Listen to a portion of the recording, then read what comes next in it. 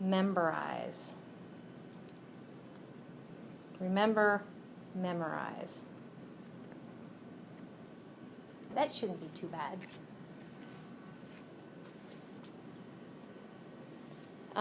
Some of these we've definitely used in the lab. Of course, we've used hydrochloric acid, we've used nitric acid, sulfuric acid. Those are really common acids. I don't think we've used or will use hydrobromic acid, hydroiodic acid. But notice what they have in common is they are following, you see chlorine, bromine, and iodine. They are all three halogens right next to each other. Okay. Perchloric acid, I've got it in there, but we don't use it. So down here, what's BB stand for? Breaking Bad. So I don't have internet connection, but I'll just tell you what I found out. In Breaking Bad, a few times they used hydrofluoric acid, which actually is not a strong acid. It's pretty strong, but not as strong as these. It doesn't ionize completely, hydrofluoric acid. And it was famous for, and I didn't watch a lot of it, but I did watch the scene where the dude was trying to dissolve a body in a bathtub, the upper floor, and it fell through because he used an acid that would eat through porcelain glass. So, but HF is not a strong acid. Okay. So strong acids, those 6 strong acids, memorize them one way or the other. And sometimes I have to go back. I'm like, really? Okay, that's a strong acid. They have one arrow. Okay, and kind of showing the ionization here, and what we call protonation. I think that was the word you saw on a slide here a little bit ago. Right here, I could write the word protonation of water. That's what this is. And it kind of makes sense, and we're going to run into that term again. Protonation of H2O. What does that mean? You take a neutral water molecule, you throw a proton with an H plus there, and you get the hydronium cation. Okay. You can kind of think of this as happening stepwise. The strong acid ionizing and the H plus finding a water molecule. So instead of kind of showing the protonation of water, we could remove water from it and just kind of show that the thing breaks apart and you get H pluses and B minuses. Okay. Here, very shortly in the slides, we're going to make equilibrium constant expressions. So it's going to be the products raised to their stoichiometric coefficients divided by the reactants raised to their stoichiometric coefficients. If it's in water, these are in aqueous solution, guess what doesn't show up? That doesn't show up on our equilibrium constant expression. So this is going to work out just fine. Okay. So what this says is if it's one of the 6 strong acids, basically assume that it has ionized completely. There's none of the unionized form like you see on the reactant side.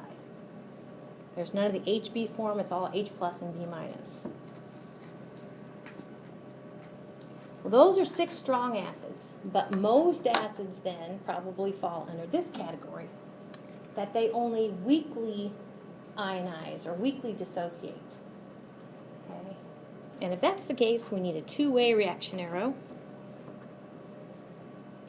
So this HB now is a weak acid. By the way, just kind of start to get used to this. The convention we use for weak acid is WA. Weak acid. What do you think the convention for strong acid is? SA. Yep. You got it. We know this is a weak acid because it's got a 2-way reaction arrow. So we can either write it like this, okay, or we can write it like this. Same weak acid, ionizing to just a certain amount in equilibrium. So let's look a little bit closer at that protonation of water. Okay. So basically, and let's kind of remember by definition what acids are. Acids are proton donors. Bases are proton acceptors. So kind of find the species that looks most close like each other on the reactant and the product side. Okay. So of course this H3O plus, this is your hydronium cation, and this is your B minus running around. Okay. So this really fits in all senses, both Bronsted and Lowry's definition of an acid. This is your base. I'm going to switch to green. If we focus on this backward motion, okay, do you see where this is our acid? Why? Because it's a proton donor, okay, and this actually is our base. Why? Because if we compare both sides, it's a proton acceptor.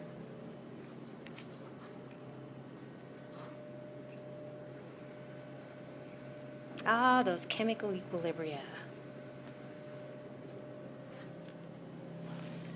All right, here is your equilibrium constant expression. Capital K for your equilibrium constant. Notice now we have a different subscript.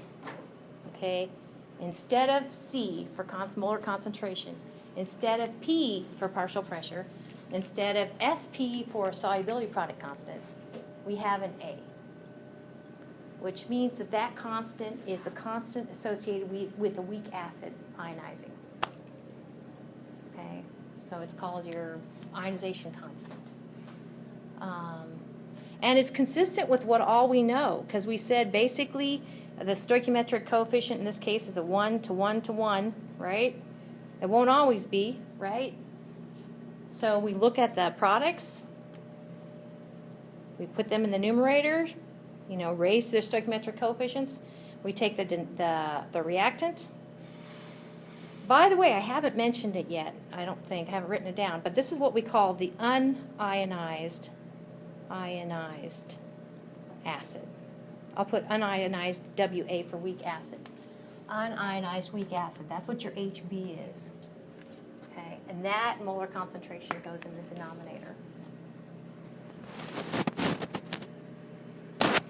Well, we said that actually you can just don't worry about the hydronium cation on the product side and the water on the reactant side. And instead of the hydronium cation, just put the H plus, the proton. That's kind of the same thing.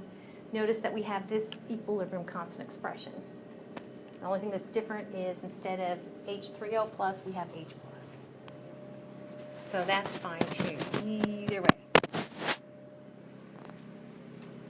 So these represent the same equilibrium. Again, your B or your B minus is just some generic thing that's attached to your hydrogen that's going to be donated. And we're definitely going to add an assortment of things that the B can be.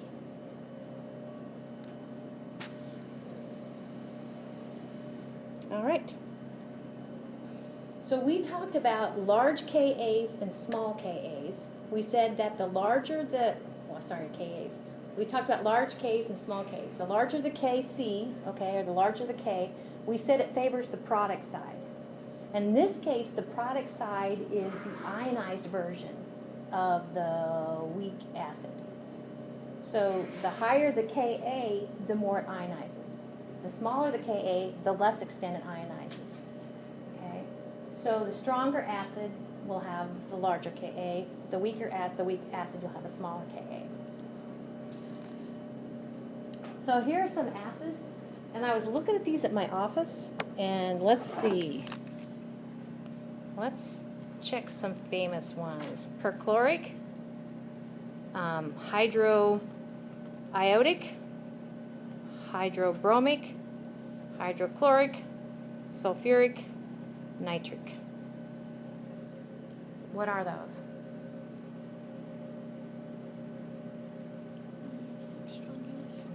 They are all strong acids. They all ionize completely.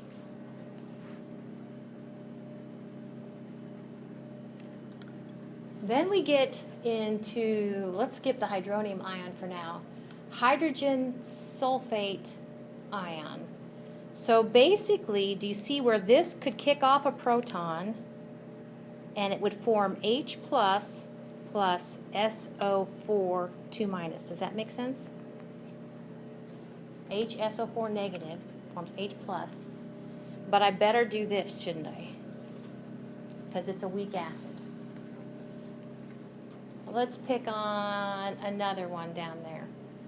Let's pick on NH4 plus. Okay, it will ionize to a certain extent, and you know how it's going to be an acid is it's going to form NH3 neutral, right, plus H plus. That's how it's acting as an acid. Better make it a two-way reaction arrow. Oh, let's pick on ammonia. That looks like something that doesn't want to donate a proton, doesn't it? Well, if it's acting as an acid, then here we go. NH2, I'm going to put a negative 1 plus H plus. That's how those things are acting as acids. Oh, better do a two-way reaction arrow. Notice that I said ammonia. Does it look like ammonia wants to give up one of its 3 protons? No. It is actually a relatively very weak acid. Which actually brings me to the next point. On the same table, the same things, sort of. Actually, if you go down, these make the greatest bases. So down here, this is the strongest basis.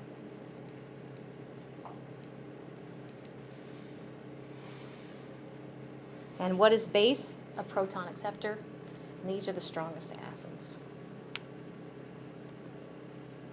Now, let's look at this one more time. All right, what did I pick on? I think I picked on, for instance, this one. Notice what we have. And actually we are going to call these conjugates. Later on, do you see what they differ by is a proton? HSO4 negative and SO4 2 minus, they differ by a proton. Okay. Here, let's pick on NH3. Differ by a proton. These over here, and I'm not going to necessarily drag us through it, but these over here would make great proton acceptors. That's kind of what we're looking at. All right, some more tables, which you might need to get your magnifying glass out to use for some of your homework sometimes. So this whole unit 4, is about acids and bases, so you might need to come back to these. So these are an assortment of acids. Okay, the iodic, no, that's different than hydrogen iodate. Okay, but they are arranged in terms of highest Ka and the lowest Ka. So this is the strongest and this is the lowest. Then we have an assortment of bases down here. And they actually are arranged by something called, instead of a Ka, a Kb. We're going to address that here in a minute. Since they're bases, and they're being shown as bases, this is the sort of thing that I think it's good to kind of say, oh, that's how that works. If you look at each of these equilibria, since they're bases, look at how they accept a proton. Okay? What are they accepting it from? Looks like they're accepting it from water. What does water end up then? As the hydroxide ion. And in each case, if you compare this to this, that has one more H plus. Okay? Compare this to this. On the product side, it picks up an H plus. That's the sort of thing you need to start to kind of be thinking about. So the water molecule is providing it's acting as the acid, isn't it? That provides the H plus. So another thing we're going to have to talk about, you guys have heard of pH? Right. Actually, pH is just hydrogen ion concentration. We're applying what we call the P function. You can apply the P function to anything. So we're going to apply the P function to Kas and Kbs, and we're going to call them pKas and pKbs, similar to pHs. Again, a table with kind of an assortment of weak acids and their Ka values. The other one was in order of decreasing strength. This one is in order of alphabetical, so this actually could come in handy. Just continued. This should also be in your appendix, which might come in handy. All right. So according to Bronsted definition of a base is something that will accept a proton. NH2 minus accepts a great proton, it's a strong base, and accepts a proton and forms NH3. Okay, accepts a proton. Another thing that accepts a proton actually goes back to the Arrhenius definition of a base, which is something that provides the hydroxide ion. OH minus is great for doing this. OH minus is great for accepting a proton. Guess what you get? H2O. Okay. Oh, sorry. Oops. Is that bad or what? That should be a negative sign. Okay. Final answer. So this is hydroxide. So basically, no pun intended, anything that can give you the hydroxide ion is a strong base. Okay? And the reason is, and we go back to Bronsted definition, that strong base, that hydroxide can accept a proton. All right. As it turns out, sodium and calcium, let's check. Oh yeah, see they are in different families. Sodium hydroxide, calcium hydroxide are both very soluble in water. Let's say they're very soluble, which means they ionize completely, and they will actually release OH minus, the hydroxide ion, to make your to act as a strong base. One of the things that we run into, and I'll say we, is make sure that if your strong base gives you 2 for every 1 mole of salt, you get 2 moles of hydroxide. That's no small thing. Just remember, you factor that into your problem if you're working a problem. All right. There are other strong bases that basically for every 1 mole that they're present, they just love to suck up protons so much that they suck up 1 mole of protons for every 1 mole that's there. Okay. Examples of them are this F oxide ion, C2H5O minus. You might want to kind of make a star next to that. Okay. So what does SB stand for? Strong base, exactly. So this is called the F oxide anion. And I promise you, you will have, I think, homework doing with that. It's not something that I would deal with normally. But it is great that water basically will act as an acid there. Okay, donate a proton, and we see basically the F oxide ion on the other side with the hydrogen. I'm kind of embarrassed to admit this, but I think this is right. Anybody know what that is?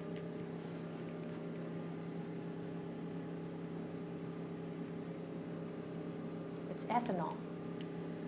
It's the alcohol ethanol. F oxide, it picks up a proton, it turns into ethanol. I just think that's so weird. I need to chase that down one of these days.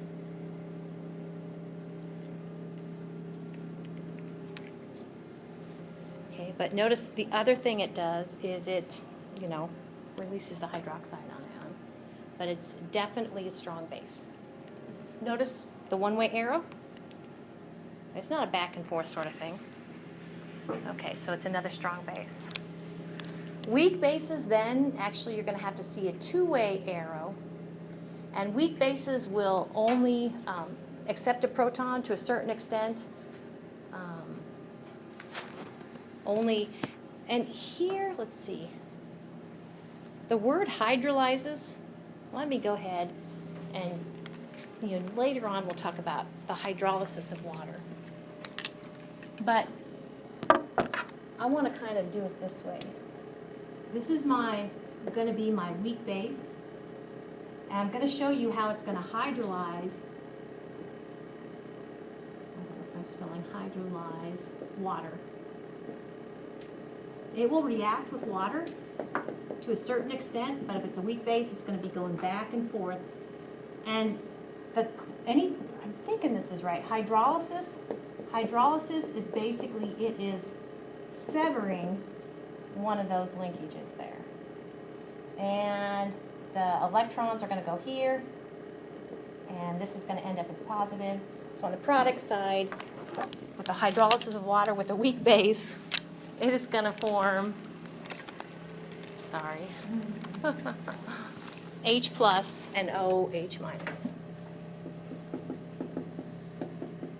Okay, so that's when it says a substance that hydrolyzes water to only a certain extent. Notice the two-way reaction arrow. Okay, so actually what I drew up over here, this is called, well, it's called, well, I'm calling it the deprotonation, but I do believe it's also the hydrolysis of water. Deprotonation makes sense too, because we're removing a proton from a neutral water molecule. All right, so of course on the product side, after deprotonation, it's like defrocking, dethroning, you end up with the H plus and OH minus. And they're showing here the H plus actually reconnecting. That makes sense. Actually, I should have shown H over there.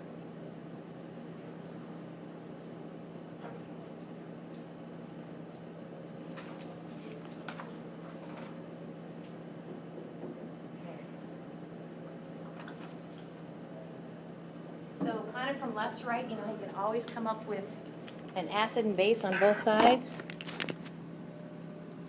Okay, so it's looking like this. Where water here is our proton donor, so to me that's looking like an acid. Here our B minus is our proton acceptor. Okay, again, how do we know? We compare it on both sides. Notice if we're going from in this direction, from right back to left again, HB would be our proton donor. Looks like an acid to me. And OH minus would be our proton acceptor. So that actually is a base. And it's no, how do I say, coincidence that you end up with a pair on each side.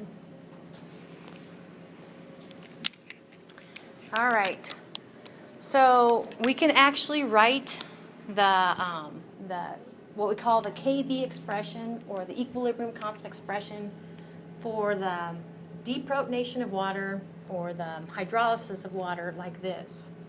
So on the product side, notice we have the unionized, unionized weak base. Okay, that's the HB over there, plus the hydroxide ion. And then on the reactant side, we see the ionized weak base. So it goes in the bottom. Now, we've got coefficients of 1 across the board for this generic equilibrium. Do you think it's always going to be 1? No. Okay, so if the coefficient is something other than 1, that has to be the power you raise that molar concentration to. All right, some more acids, some more bases. I think we saw this one before.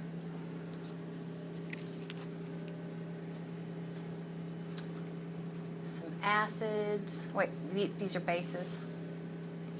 Notice that this table actually is kind of a continuation. You have part 1 and part 2. This one's alphabetical, the other's by strength. So do whatever you need to do. But for each one of these, we should be able to show it reacting with water. Let's pick on this one, pyridine. Okay, so C5H5N. And I think you guys are, I can't remember if you have homework, but let's like this. But let's go ahead, and if this is our weak base, okay, let's show it being a proton acceptor from water. Accepting a proton from water. So let's say all we need to do is show on the product side, okay, we just need to show this plus a proton. So to me, it's going to be C5H6N plus 1. Does that make sense? It accepted a proton. Then, of course, we would show the hydroxide ion. Okay, so kind of as we've written it, this is our B, B minus, okay, and this is our HB. Okay. Does that make sense? We could write an equilibrium for any of these.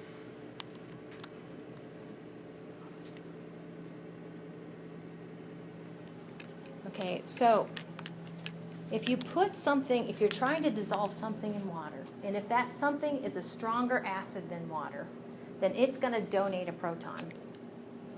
And you're going to see this equilibrium like this, where HB is acting as a proton donor. How do we know that? Because we see B minus on the other side. And in this case, the hydronium cation, but it could have been H plus. We say that the ionization constant for this particular weak acid is larger than the ionization constant for water. Well, if something has dissolved in water, if you have a B minus in here, possibly able to hydrolyze water, if it is a stronger proton acceptor than water is, if it's a stronger base than water, if Kb for your B minus is bigger than Kb for your water, then it's going to win out. And it's going to attack your water molecule, go ahead, be a proton acceptor. On the product side, you'll see the HB, and also on the product side, you'll see the hydroxide ion.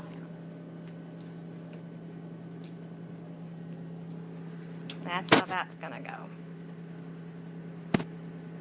So you can compare Kb for the weak base to Kb for water, Ka for the weak acid to Ka for water. So there are substances that can only donate one proton and will only donate one proton. And then there are substances that can donate 2 or more protons. And we call those polyprotic acids.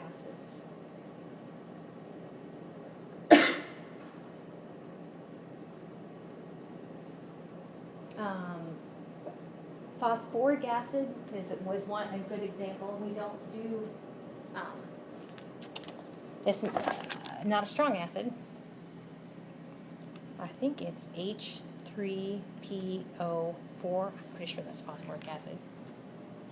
But do you see where it can kick off ultimately 3 hydrogens? The first one looks like this, H2PO4 minus. The second one will take your H2PO4 and will ionize again to form H plus and and form HPO4 2 minus, and it can do it a third time. Take HPO4 2 minus and can kick off that third hydrogen. Okay, it's a polyprotic acid. And then one more term, and I like this term, it's called amphiprotic. And by definition, amphiprotic is something that can go either way. It can be a proton donor or a proton acceptor. And we have definitely seen something that's amphiprotic. These 2 examples I have up here, let's see, I think this will work. This water molecule as being a proton acceptor. That water molecule over there as being a proton donor. water is a great amphiprotic substance. Water.